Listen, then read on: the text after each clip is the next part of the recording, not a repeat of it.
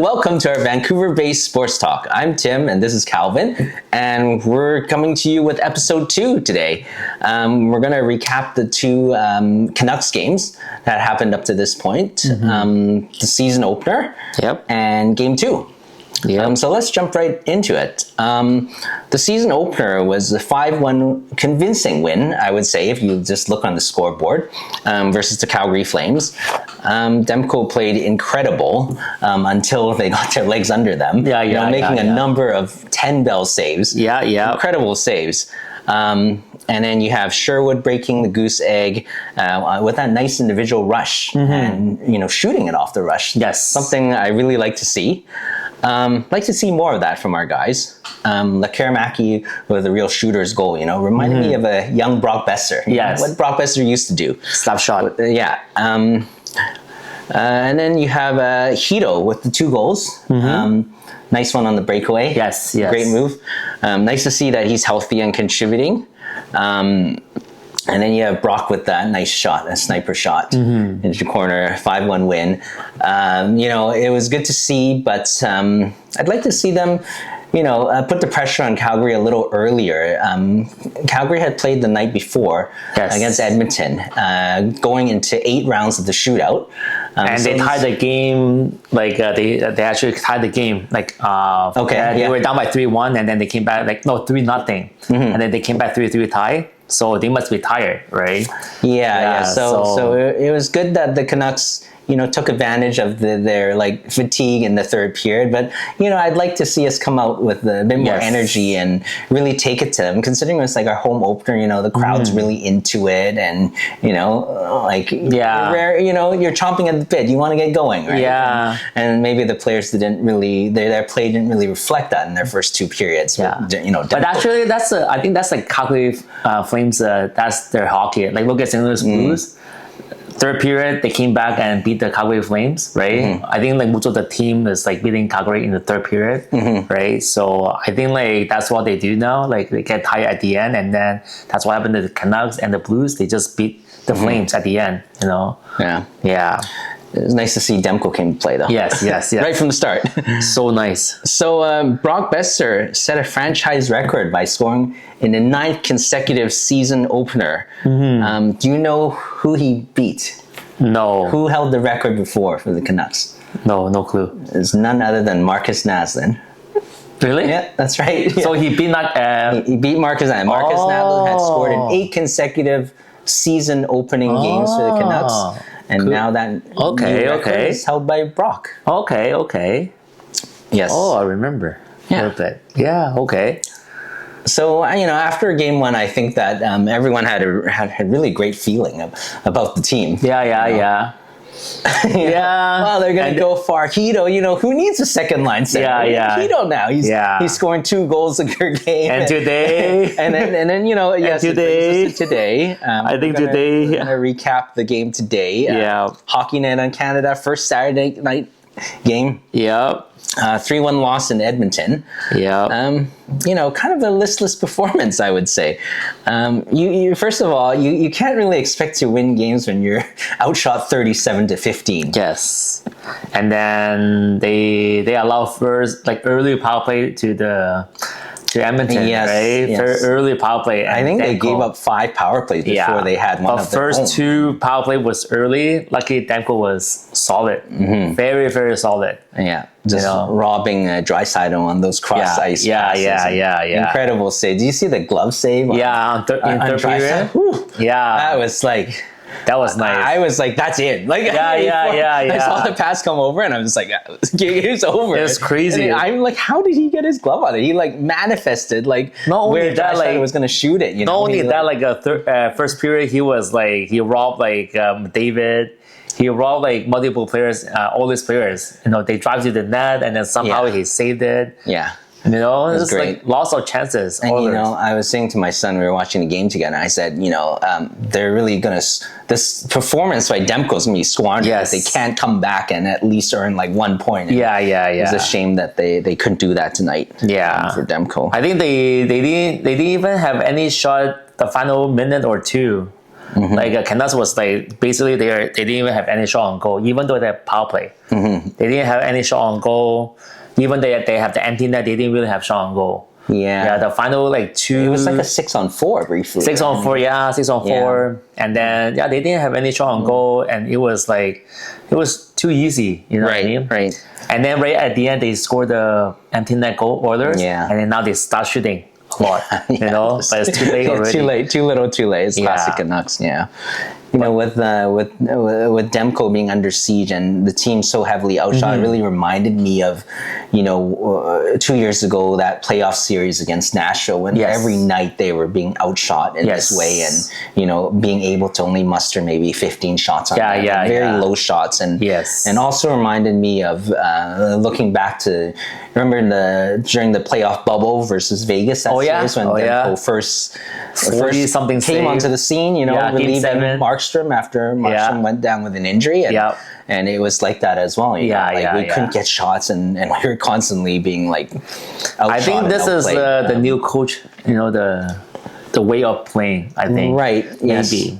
I heard that just in the post-game show, actually, that they were talking about how, this Adam Foote, the way that they play is, you showcase your goalie is your best player. The goalie has to be the best player. But then, they still need to have more offense, right? Because your goalie can be the best player. You can have the best goaltending tandem of, Lankinen I just don't and even Demko, remember. I don't even remember any chances by the Canucks. No, you're right. Yeah. Not too much, Yeah, and you can have the best goaltending tandem, but if you can't get shots on net, you're not going to win very many games, right? Because the goalie can't score. 15 shots, I think? 15 shots 15 shots, Yeah. Wow. Yeah, so. Very easy. I mean, the only thing I kind of liked tonight was the Evander Kane's physical play. That was a big hit. Yeah. Those two big hits. That was a big hit. I got right up I my think seat. those are illegal. Brought me out of my seat. Yeah, those are illegal. I like that, Yeah. And that's the only, and Quinn Hughes, the way that he played on the blue line. Yes. Those are a nice move. Very nice move. The ankle breaking move. Yeah. Those are a nice move. Yeah. But the turnover, just like, oh man, they have chances to clear the puck, but they didn't do it. Yeah. At the end, they just keep pounding and pounding. Yeah. How many shots they have? They have like 37 shots. Yeah. That's crazy, man. Yeah. And we'll need more from our boy Elias Pettersson. 2 shots in 2 games, not gonna cut it, right? Yeah, but I think like when I watched today, Elias Pettersson don't even have any room. He doesn't have any room. He has the puck most of the time. He was looking player to pass to, and then after that, the space that he has no space, so no one can pass it to him. And then Quinn Hughes usually shoot the puck. Yeah, he's always like turning around, getting himself into he has a lane to shoot it. Yeah, so basically like Pettersson cannot really shoot because Quinn Hughes is doing all the shooting. Right. You know what I mean? So one guy is only doing shooting, then Quinn Hughes is the one. He can only really utilize the one-timer in the power play. Yeah, right? So you have to earn more power plays to get those opportunities. Yeah, so they have 2 power play. Quinn Hughes is not even passing.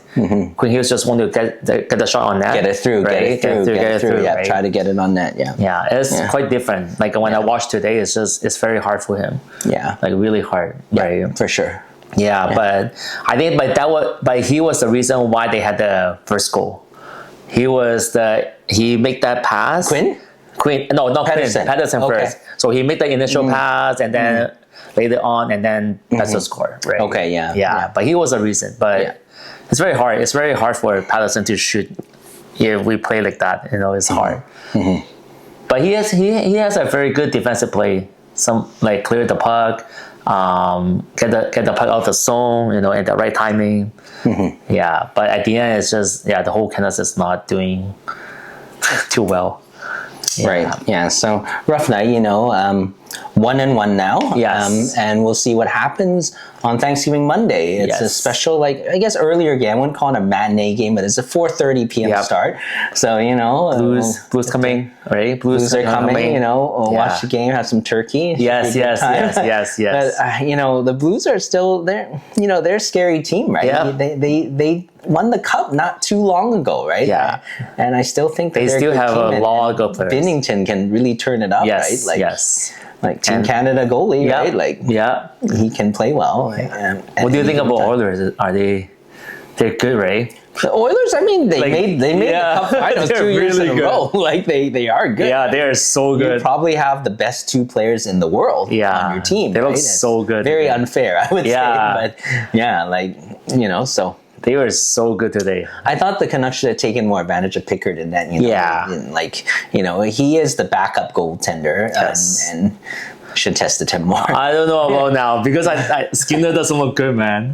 Yeah, he allowed that really weird goal. Oh yes, Did you see that? Yeah, I did against Calgary. Such a weird goal. Like, I don't know how you have it. Oh, pass it. And Coleman just came and poked. I can even score that, man. Yeah. I can even score that. It's like, what the heck is this? Yeah. Like one Gift wrapped. Yeah, same as San Jose Sharks. That goalie, he gave up like a weird goal from the center ice. Yeah, Nedeljkovic. Yeah, it's like, what the heck? It's like, I don't know what happened. So I was going to say that you can really see how big of a difference it makes having a Demko in net versus having a Shivlov's in net. Yes. Shilov's, I mean, I was surprised that he was named the starter for the Pittsburgh Penguins, Starting the first game, kind of like how he started the first game for the Canucks last year. Yes. Remember how that went? Yeah. Didn't go well, right? Yeah. And basically, he was unplayable for the rest of the season. Yes. Every time they put him in net, they lost badly. Yeah. I think the only other game he won one against Chicago. And that Chicago's like the worst team in the league, right? And so like but Pittsburgh has a bad goalie too, like Jerry. Jari hasn't been good for the last year. So can do something, right? So he did have a shutout in his first game as a Pen, and everyone was like, "Oh no, we made a mistake. Maybe we made a mistake." He lost it but then tonight he came back and he allowed 6 goals against the same Rangers team that he shut out. Yes. In the first game. But they are powerful. Rangers are good. Very strong. Yeah, very, very strong. Very small, I think. When Demko is on his game and if he can stay healthy, he's like a force. And with Kevin Lattinen, they will be a good duo. Yes. Did you see Demko in the first period? Almost looks like he got injured a little bit. Did he? He went. I don't know. He went down a little bit. Yeah. Even I was watching the not CBC, but I was watching the other channel, the American TV. Okay. They play. They show Demko looks like he was down a little bit. Like he was like kind of like flexing his leg? Yes. And this was the first period. I didn't see that. So it was on TV, on the American TV. Was it during like a break time? No, it was after right after one save, and then they were having a face off on the other side. Okay. And then like we saw the replay, he was like flexing a little bit. Well, I'm sure that Lankinen is going to get the start. Yeah. So Demko will get a nice, well-deserved break. That was a very scary moment. No, that's like the worst thing. The Canucks fans need like a Demko cam, a camera that's basically dedicated to watching him at all times, just scrutinizes every move. Right? So we were going to talk a little bit about what else is going on in the NHL this week, or what has happened in this past week. And one of the things was that McDavid signed that new contract, 2 years for $25 million with the cap hit of $12.5 million per year. Very team-friendly deal. And what do you think about that? After Kaprizov signs a couple days before for 17 mil. So So I think 2 years, two more years left. I think McDavid, or maybe according to what they said, he might resign after 2 years. Well, he's gonna see whether they're the cap can stay in that contention window of being able to win or put together a championship team. Right? I heard they said that they want to lower down the cap so the Oilers can bring more players around him because they have money now. Right. So they want to bring sign a couple more players around him and then win the cup. Yes. Yeah. So I think that's what he wants. Yeah. So I don't know. I think this is a good deal, man. It's a great deal. It's a good deal. It's a great deal. Yeah. So that brings us to the next question. How much do you think Quinn Hughes will sign if he even signs back in Vancouver? I think is he signing in Vancouver? I don't think he's signing in Vancouver. You don't think he's signing with Vancouver? Yeah, I think so what's gonna happen? I think Luke already hints something. Oh, really? What did he said that he didn't answer anything. He just said that we're on the press conference right now, and then he just this is tampering with it. Yeah, so he just shut it off. I heard rumors that the three brothers want to play in New York Rangers, actually. Yeah, for the Rangers. Yeah. But I don't know. I mean, with that said, it's hard to get, like, those three guys make a lot of money, right? Yeah. Trying to fit them all under one team, like, it's difficult, right? It's difficult. Like, yeah. Right? But Devils, they have a lot of salary cap. And already, Jack already signed a contract already with Devils recently. Well, Luke as well. Luke just signed. Like, Yeah, so I'm pretty sure they're not going to be they're not going to move anytime soon. I think it depends on how, it depends heavily how the Canucks finish this year. Yeah. I think if they make the playoffs, if they have a good run. Do we have any more salary cap to sign anyone? I mean, unless you want this to year? trade This year? Yeah. Because this no, they're up against the cap. Yeah, Quinn is. This is last year, right? Quinn or he has one more year, but more year. they can offer him an extension July 1st. Yeah. So they will try aggressively to sign him by July 1st, 2026. And if he refuses to, then like the writing's on the wall. Then it'll show that he wants to go to free agency. UFA and sign with whoever he wants to, which he has earned that right. Yes. But the Canucks will then at that point try to, you want to get as much as you can for your asset, right? And so that's why a lot of people say, well, if Quinn doesn't resign, this will be his last season with the Canucks because they'll have to trade him before the next one. He makes a very attractive piece in the off season if they can say, hey, we'll trade you to a contender like to Edmonton or something. If he's still on a $7 million contract for like one more year. That's very attractive to a team that's on the cusp of winning the cup, right? So, just don't do what the Leafs does. Just give away Mitch Marner and then nothing back. What I mean? Yeah, that's. I mean, they did sign him and then trade him in the off season, right? But I would be more excited in seeing that, by keeping Quinn Hughes. Yeah, I don't know. Yeah. All right. Well, that's all we got for you today, and we'll see what happens in the next week. And Monday, Canucks. Have a good Thanksgiving. Yes, happy Thanksgiving. Okay, and we wish Canucks luck.